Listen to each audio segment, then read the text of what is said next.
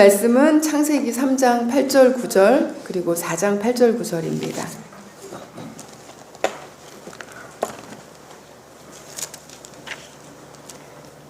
같이 한 목소리로 봉독하겠습니다.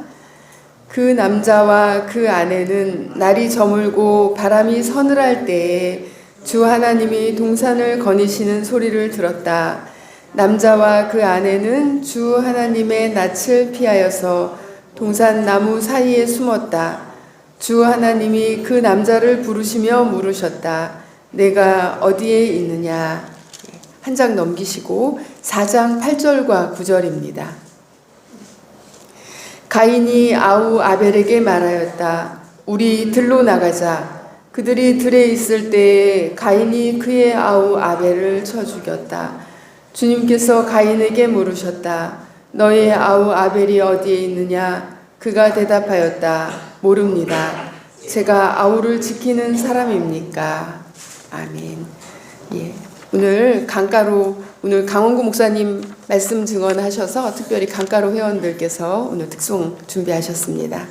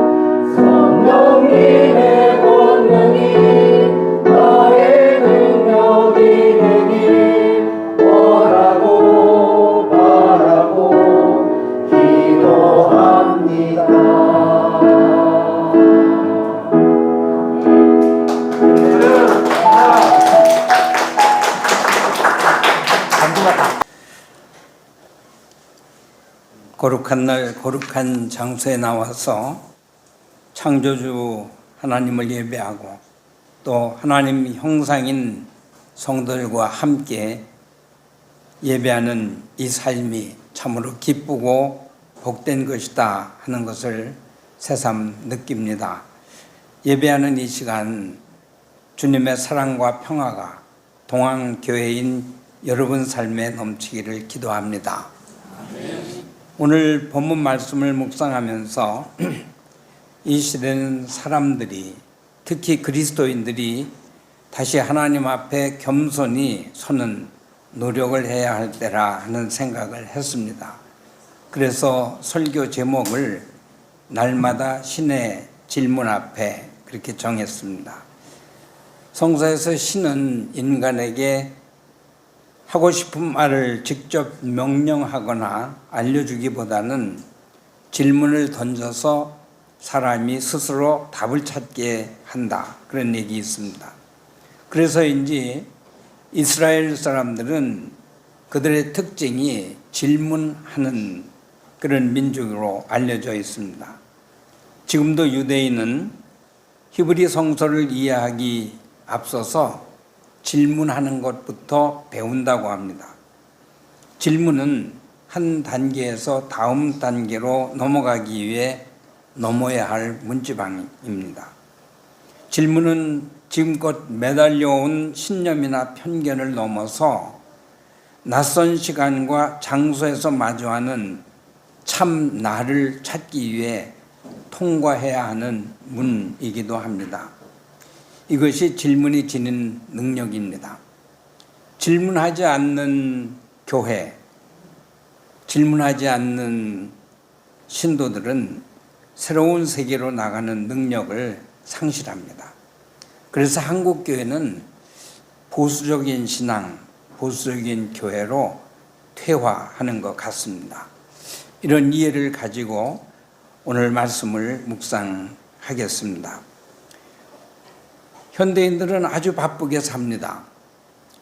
경쟁사회에서 떠밀리듯 바쁘게 살면서 자신을 돌아볼 시간과 여유를 갖지 못합니다. 나는 누구인지, 나는 무엇을 하며 어떤 삶을 살아야 하는지 이런 질문을 잊고 삽니다. 결국 나 자신을 잃어버리는 삶을 삽니다. 우리 전라도 말로 무엇이 중요한디 그런 질문이 있지 않습니까? 굉장히 철학적인 질문입니다. 이 질문을 잃은 사람은 길을 잃은 그런 인생을 살게 됩니다.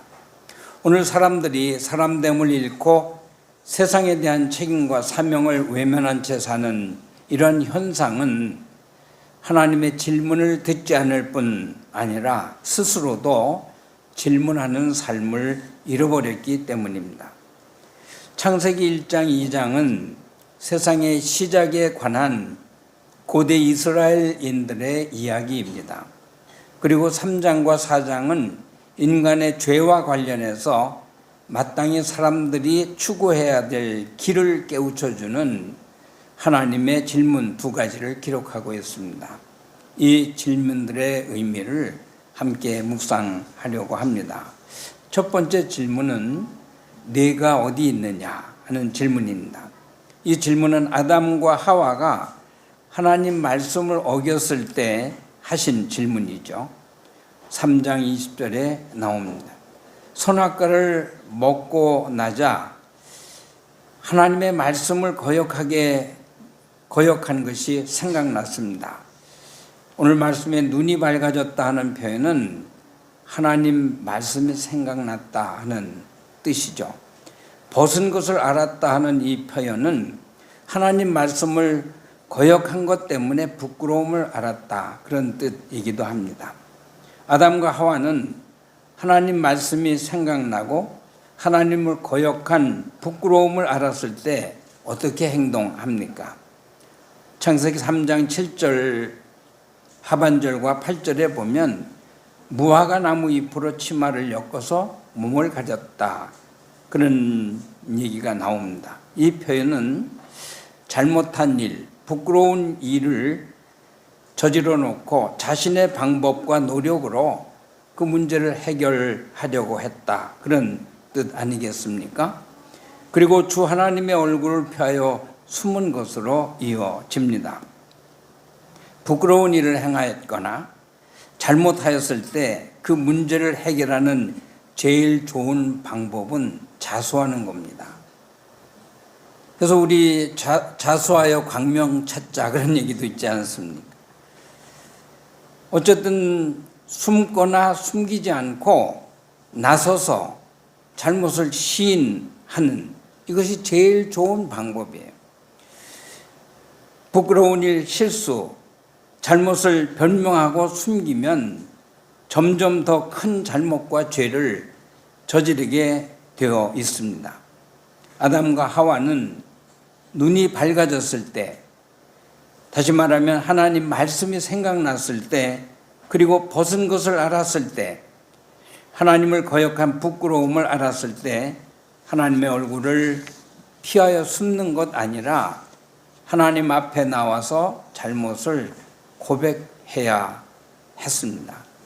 그러면 아마 하나님께서 용서하시고 새로운 기회와 삶을 아마 주셨을 것입니다. 내가 어디 있느냐, 이 질문은 창조주 하나님을 잊지 말라는 가르침입니다. 하나님 말씀을 지켜 살라는 깨우침입니다. 우리 마음의 중심을 생명의 근원인 하나님께 두고 살라는 말씀입니다. 하나님의 형상을 잃지 말고 살라는 깨우침입니다. 질문은 이렇게 많은 답을 우리가 찾게 해 줍니다. 이 질문은 또 인간 본질을 기억하고 살라 하는 말씀이기도 합니다. 다른 말로 하면 너 자신을 알라, 그런 일깨움입니다. 창조 이야기는 사람의 본질에 대해서 두 가지 좀 상반된 그런 이야기를 들려줍니다. 하나는 사람은 하나님의 형상으로 창조되었다 하는 이야기입니다. 이 뜻은 하나님께서 인간을 높여주셨다. 그리고 하나님께서 인간에게 자존감을 심어주셨다. 그런 뜻입니다. 사람의 본질에 대해 또 다른 설명은 이와는 좀 반대가 되는 사람은 흙으로 만들어진 존재다 라는 설명을 합니다. 이 말씀은 사람은 먼지 같은 보잘것없는 존재이니 하나님 앞에서나 사람들 앞에서 다른 생명들 앞에서 교만하지 말고 그들을 사랑으로 겸손히 섬기는 그런 삶을 살라 하는 그런 뜻이 있는 거죠. 탐욕을 추구하느라 하나님의 형상을 잃어버리고 다른 사람들과 비교하면서 자존감을 잃는 것, 하나님이 기뻐하시는 삶이 아니죠. 역으로 돈과 권력과 명예를 자랑하면서 교만한 삶을 사는 것도 하나님 앞에 잘못된 삶을 사는 게 됩니다. 우리가 사람됨을 상실할 때 하나님은 물으십니다. 내가 어디에 있느냐? 하나님의 두 번째 질문은 너의 아우 아벨이 어디에 있느냐 하는 질문입니다. 이 두 번째 질문은 가인이 동생 아벨을 쳐서 죽였을 때 하나님이 물으신 질문입니다. 이 두 번째 질문은 첫 번째 질문과 사실은 공통점이 있습니다. 두 질문 다 나는 누구인가? 인간은 누구인가를 생각하게 하는 질문이기 때문입니다. 인간은 누구인가? 이 질문은 고대인부터 21세기를 사는 오늘 이 시대까지 모든 사람들이 묻는 질문이기도 합니다. 고대 히브리인들은 사람을 어떻게 이해를 했느냐 하면 사람은 흙이다. 그렇게 이해했어요. 그래서 아담이라고 하는 이 단어는 흙이라는 의미를 가진 아다마에서 온 단어입니다. 로마인도 사람은 흙이다 이렇게 봤어요. 우리가 라틴어 호모, 사람을 뜻하는 호모는 흙이라는 의미를 지닌 후무스에서 왔습니다. 고대 그리스인들은 인간을 안트로포스 이렇게 불렀는데 그 의미는 하늘을 보는 존재, 큰 의미를 부여했었지 않습니까? 그런 뜻이고, 또 고대 인도인들은 인간을 마누 그렇게 불렀는데 그 뜻은 생각하는 동물, 그런 뜻입니다. 인간의 본질을 옛사람들도 이렇게 사람이 누구인가, 나는 누구인가 하는 물음을 가지고 그 대답을 찾기를 힘썼던 것이죠. 동양에서도 인간은 누구인가, 나는 누구인가, 이 질문에 대해 답하는 사상들이 있는데, 서양의 인간 개념과는 달리 동양에서는 사람과 사람 사이의 관계를 중요하게 생각했습니다. 인간은 스스로 존재할 수 없고 다른 인간과의 관계 속에서 그 사람의 본질이 결정된다. 그런 생각을 해서 사람을 인간이라 그렇게 명명했습니다. 이 단어에서 중요한 건 인이 아니라 관계를 나타내는 간에 있습니다. 서양에서는 인에 집중해서 인간의 본질을 탐구한 반면 동양에서는 다른 사람과의 관계인 간에 집중을 했습니다. 첫 번째 신의 질문이 창조주와의 관계에서 나, 인간의 삶의 자리와 상태를 묻는 것이라고 하면, 두 번째 신의 질문은 나와 너, 나와 이웃, 나와 세상의 관계를 묻고 그 책임과 사명을 일깨워주는 질문입니다. 하나님은 동생을 쳐 죽인 가인에게 인간은 누구인가를 알라고 이 질문을 하신 겁니다. 사람은 하나님의 형상을 가진 존재이기에 누구든 서로 하나님 대하듯 존중하고 사랑해야 할 책임이 있음을 일깨워주고 회개하게 하려고 아마도 이 질문을 하셨을 것입니다. 그러나 가인은 어떻게 반응했습니까? 그는 내 아우 아벨이 어디에 있느냐고 묻는 하나님을 향해서 퉁명스럽게 대답합니다. 모릅니다. 제가 아우를 지키는 사람입니까? 오히려 반문하면서 뻔뻔하다 못해 참담한 그런 대답을 합니다. 가인만 이렇게 대답할까요? 우리 사회는 이런 폭력과 살인 사건과 사고가 가정과 학교와 직장과 길거리에서 날마다 일어나고 있습니다. 개인뿐 아니라 권력을 가진 정부나 언론, 기업, 종교에 의한 폭력과 살인도 빈번히 발생하고 있습니다. 피해자와 유족들의 피해 호소에 우리 사회의 지배자들은 가인과 똑같은 대답을 되풀이합니다.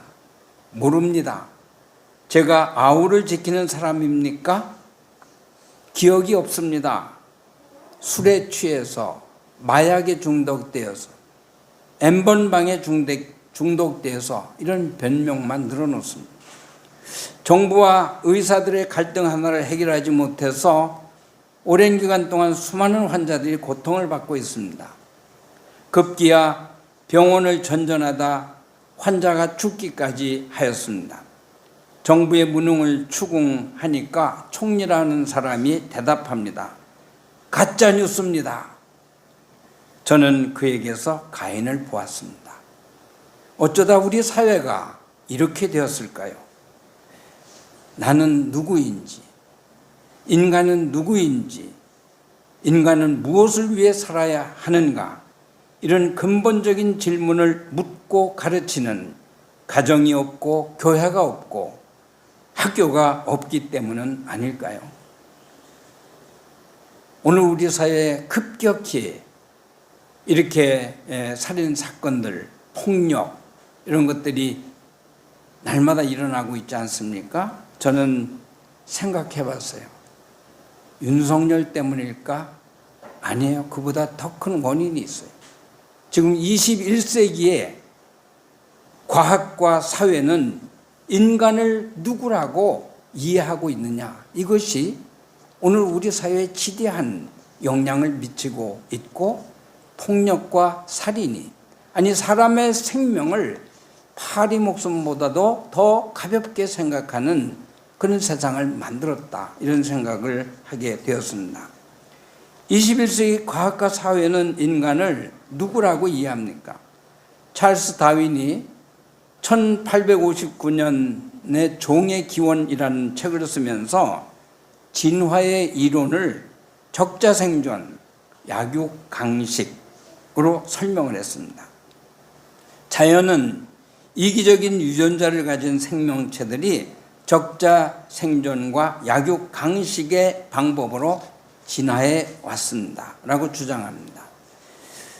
이 다윈의 이론을 이어받은 학자들이 그동안 더 연구해서 이론을 발전시켰는데 21세기에 들어와서 영국의 진화생물학자인 리처드 도킨스와 그와 같은 연구를 하고 있는 과학자들은 인간의 생존을 보장하는 유전자를 불가피하게 이기적일 수밖에 없다. 그렇게 설명합니다. 무슨 수를 써서든 경쟁자를 물리치고 자신의 이익을 추구하도록 만들어졌다. 그렇게 주장합니다.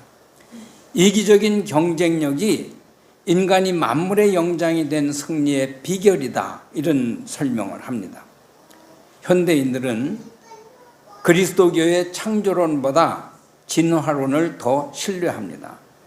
창조론은 하나님의 창조의 기원 이야기가 아니라 고대 이스라엘 사람들의 세상의 기원에 관한 이야기다 하는 것 알려지면서 신의 창조가 과학적, 역사적 사실이라고 주장했었던 그동안 교회의 주장은 힘을 잃어가고 있습니다. 반면에 진화론은 과학적 근거를 가진 주장이기에 현대인들이 믿고 수용하고 있습니다. 그리스도 교회는 창조론을 고집할 것이 아닙니다. 오히려 세상의 변화, 즉 과학이 주장하는 진화론적 인간 이해를 인정하면서 그것을 넘어서는 이타적 유전자를 가진 인간 이해를 창조 이야기에서뿐만 아니라 성서 전체에서 이런 말씀들을 부지런히 찾아서 그것을 하나님의 말씀으로 설교하는 노력을 해야 합니다. 교회가 세상의 변화를 두려워하며 교리라고 하는 산소통에 의지해 보수화되어 가는 동안에 우리가 살고 있는 이 세상에는 또 다른 괴물이 출현했습니다. 찰스 다윈의 진화론을 경전처럼 신뢰하면서 노동을 경쟁으로 인간을 생산과 이윤 추구의 수단으로 10분 악용하는 자본주의의 출현이 그 괴물입니다. 자본주의의 인간 이해는 돈의 노예, 생산 도구, 이윤을 위한 소모품 정도로 사람을 그렇게 추락시켰습니다. 자본주의 가치와 생활 방식에 중독된 사람과 사회는 나가 누구인지, 인간이 누구인지, 어떤 삶을 살아야 하는지 그런 나를 일깨우는 그런 신의 질문을 더 이상 듣지 못하는 그런 삶을 살아가고 있습니다. 21세기 그리스도 교회는 진화론과 자본주의가 인간을 이기적 존재로 또는 인간을 이윤 추구의 수단으로 추락시키는 이 폭력 세상에서 사람과 세상을 구원하는 사명이 있음을 깨닫고 그 사명 감당하기를 힘써야 합니다. 그런데 한국 교회 강단은 유난히 사탄, 마귀, 영적 전쟁 이런 표현들을 설교에서 많이 쓰고 있습니다. 사탄과 마귀가 실제하는 것처럼 가르칩니다. 마귀 사탄과 싸우는 게 영적 전쟁이라고 열심히 신도들을 겁주고 길들입니다. 정말로 그리스도 교회가 싸워야 할 사탄은 인간을 돈의 노예나 이윤 창출의 도구로 삼는 자본주의라는 사실을 교회는 분명히 알아야 합니다. 올바른 영적 전쟁은 진화 세계의 원리인 이기적 유전자를 이겨낼 백신, 그것은 성서에 있는데 사랑과 자유와 평등, 정의와 평화 같은 이 백신을 통해서 사람을 길러내므로 이기적인 존재가 아니라 이타적인 존재가 되는 그런 사람들을 만드는 이 노력이 진정한 영적 싸움이다 하는 것을 우리는 알아야 되겠습니다. 진화론자는 또 이런 얘기를 합니다. 사람은 이기적 유전자뿐만 아니라 이타적 유전자도 가지고 있다. 그런데 사람에게 이 이타적 유전자가 DNA로 자리 잡게 된 것은 오늘 목사님 기도에서도 언급했듯이 모성애 때문이다. 그런 설명을 진화론자들이 합니다. 이타적 유전자가 더 많은 사람을 길러내는 길이 성서에 있습니다. 하나님 나라는 이기적 유전자보다는 이타적 유전자가 더 강하게 작동하는 사람들이 만드는 세상일 수 있다. 이런 생각을 하고 우리는 정말 성서에서 사람다움을 만들어내는 그런 말씀을 부지런히 찾아서 우리도 그 말씀으로 새로워져야 되고 자라는 세대들도 이런 말씀으로 새 사람을 길러내야 되겠습니다. 내가 어디에 있느냐? 신의 이 질문 앞에서 우리는 이기적 유전자에 의해 사는 그런 사람이 아니라 사랑의 하나님, 서로 사랑하는 말씀을 내 삶의 중심으로 삼고 사는 이타적 그리스도인이 되어야 합니다. 너의 아우 아벨이 어디에 있느냐 하는 신의 이 질문 앞에서 우리는 제 아우가 어디에 있는지 압니다. 저는 제 아우, 제 이웃인 가난한 사람, 약한 사람, 소수자, 소외된 사람을 지키는 자입니다. 라고 응답할 수 있는 그리스도인들이 되어야 합니다. 요즘 미국의 대선을 놓고 민주당 대통령 후보 캐머라 해리스와 공화당 후보인 도널드 트럼프 정책이 세계인들의 이목을 끌고 있습니다. 미국 사회의 가난한 자, 소수자, 약한 자들이 아벨인 그들에 대한 정책이 있느냐 없느냐에 따라서 후보에 대한 지지도가 달라지고 있습니다. 2004년 미국 민주당 대통령 후보로 출마한 존 케리를 지원한 무명의 정치인이 있습니다. 오바마라는 사람이었는데 그 사람이 한 연설을 소개하면서 설교를 마치겠습니다. 연설의 내용입니다. 만일 시카고 남부에 글을 읽지 못하는 소년이 있다면 그 아이가 제 아이가 아닐지라도 그 사실은 제게 중요합니다.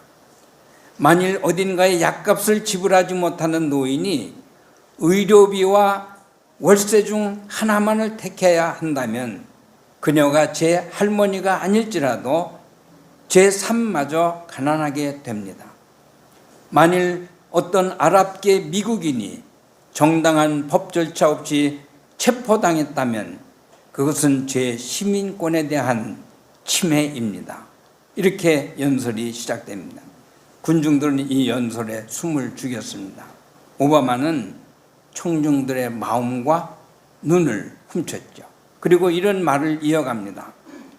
저는 다음과 같은 근본적인 믿음이 있습니다. 저는 제 형제를 지키는 자입니다. 저는 제 자매를 지키는 자입니다. 이것이 바로 이 나라를 작동하게 합니다. 이것이 우리로 하여금 미국이라는 하나의 가족으로 모이게 하는 것입니다. 우리는 여럿으로 구성된 하나입니다. 오바마가 저는 제 형제를 지키는 자입니다고 한 이 연설은 바로 오늘 본문인 창세기 4장 9절을 인용한 것입니다. 가인은 신의 질문에 내가 제 동생을 지키는 자입니까? 하고 형제에 대한 책임을 회피했는데 21세기를 살고 있는 오바마는 내 아우 아벨이 어디 있느냐는 하나님의 질문에 저는 제 형제, 제 자매를 지키는 자입니다. 이런 책임과 사명을 감당하면서 미국의 정치를 하겠습니다. 그렇게 대답한 겁니다. 이 연설 후 그는 민주당 상원의원에 당선되었고 4년 후인 2008년에 미국 대통령에 당선됩니다. 그리고 2012년 대통령 재선에도 성공했습니다. 교회는 이런 사람을 길러내는 밭이 되어야 합니다. 오늘 주신 말씀 마음에 새기며 묵상하겠습니다.